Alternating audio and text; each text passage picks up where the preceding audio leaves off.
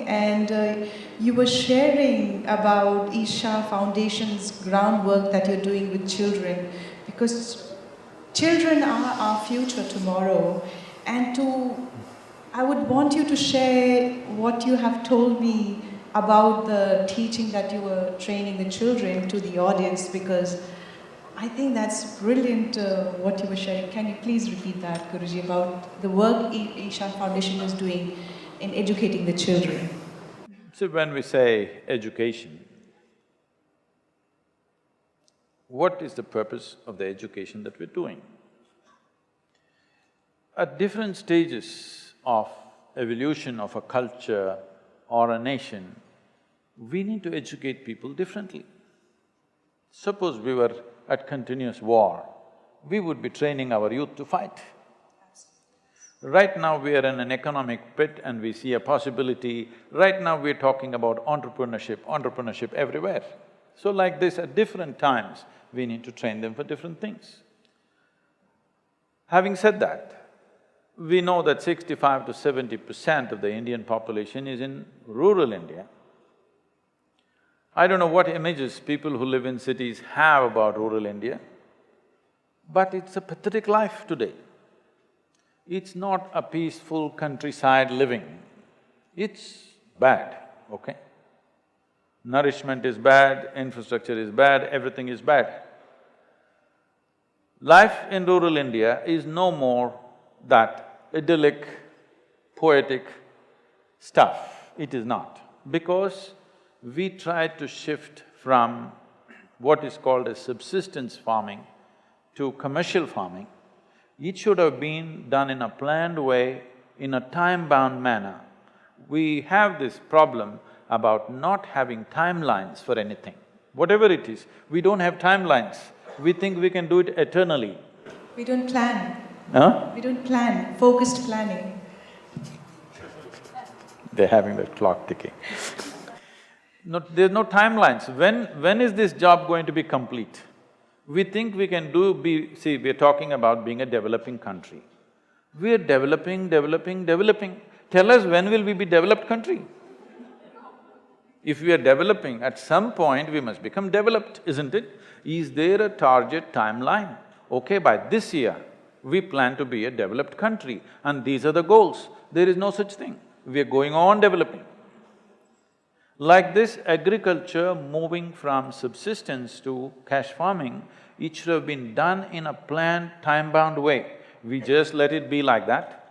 So these people who had 1 acre, 2 acres, 3 acres of land, they were growing what they need on their land and they were eating well. They had no money, they were in rags, they had no drinking water, no electricity, but they were robust. A village person means he was robust. Today you go into the village, they have drinking water, they have electricity. Some villages still don't have, but largely they have. Everybody has a cell phone, they have internet kiosks. But you will see 60% of the rural population in India has shrunk like this. Their skeletal system has not grown to full size because they're malnourished. When they were eating food grown on their land, they ate variety of things. Today he's growing sugarcane, he gets cash in his hand, he comes and watches your cinema or gets drunk. Not wrong, I'm saying that's the only entertainment he has, let him watch. There's nothing else in his life, either a cricket match or a cinema or drink. There's really nothing else. I mean, what else is there in the village? A cricket match or a cinema or drink. These are the only three things which make it worthwhile living for him. Otherwise, everything is dreary, hard work, no result. When we did agriculture as subsistence farming, today we are ploughing means there is a ploughing song. Tomorrow we are weeding means weeding song, planting means planting song. Like this, there were harvest means harvest songs and dance. There was a community. With that they were doing agriculture. Today you go into the village, 2 acres are all barbed wire fenced. My land is my land, your land is your land. I won't let you step into my land and I can't step into your land. You can't run agriculture like this for this kind of population. it needs a community, it needs a certain joy, it needs a certain involvement and relationship. You just want to do commercial thing, then you should have done something else. You should have merged everybody's lands and run big farms. Unless your land tract is large enough, there is no way to make agriculture profitable. There is no way. And if it's large enough, you need a community. Today everybody comes and plows in my land, tomorrow all of us go and plow in your land. This is how things were happening. Now for everything I have to pay money. When I pay everything, in the end all I have is debt. So the education for them is only to get out of this economic pit. So at 6, they will start English language and computers. Within 1 year, all of them are speaking fluent English in our schools. 60% of them are going to school. This is the first generation going to school, but they're fluently speaking in English. You should see the joy in the parents' faces because they think their children have been to another planet. They come home and they start talking in English. It's an unbelievable scene, it's something that you must see, tears will come to you if you enter the school. That is one form of schooling where mainly towards employment, mainly towards moving them out of that situation.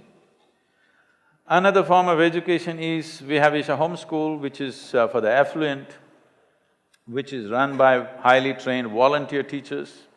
And this is a household kind of school where every 20 children live with a committed couple who bring them up till from age of 6 to a certain point. All schooling happens largely in the home except for labs, playgrounds and libraries. From 8th standard, they move to the high school, which is there.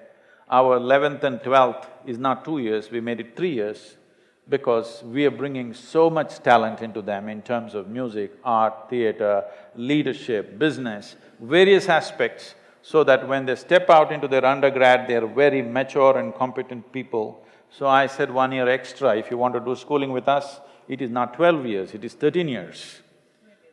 So you cross the bad number also. It's really brilliant. And another form of education is where there is no academics. These children come at 6 and they have to commit for 12 years stay. Here we teach only yoga, Kalaripayattu, classical music, classical dance, Sanskrit language and English language.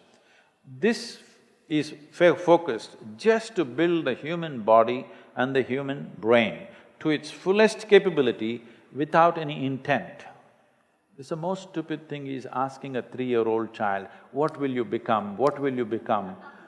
I want to be a doctor at the age of 3.